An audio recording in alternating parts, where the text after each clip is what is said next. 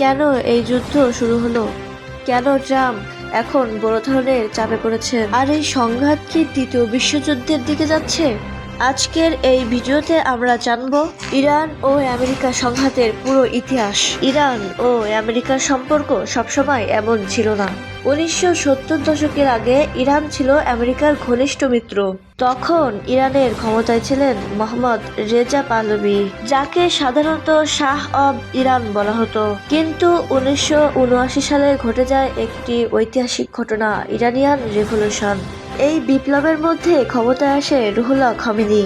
এরপর থেকে ইরানের সাথে আমেরিকার সম্পর্ক খারাপ হয়ে যায়। 1979 সালে তেহরানে মার্কিন দূতাবাস দখল করে 52 জন আমেরিকানকে 444 দিন জিম্মি রাখা হয়। এই ঘটনার পর থেকেই ইরান ও আমেরিকার কার্যত শুরু হয়ে যায়। 2000 সালের পর বিশ্ব রাজনীতিতে সবচেয়ে আলোচনার বিষয় হয়ে ওঠে ইরানের পারমাণবিক কর্মসূচি। পশ্চিমা দেশগুলোর দাবি ছিল ইরান গোপনে পারমাণবিক অস্ত্র তৈরি করে রেখেছে।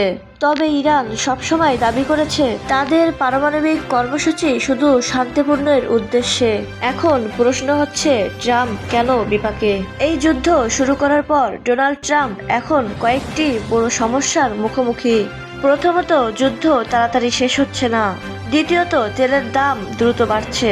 তৃতীয়ত, মধ্যপ্রাচ্যের মার্কিন ঘাঁটিগুলো ঝুঁকির মধ্যে রয়েছে।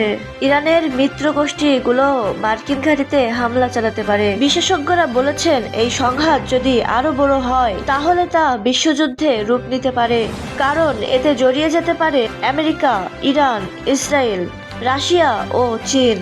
এই 5টি শক্তি একসাথে সংঘাতে জড়িয়ে পড়লে তা পুরো পৃথিবীর জন্য ভয়ঙ্কর হতে পারে।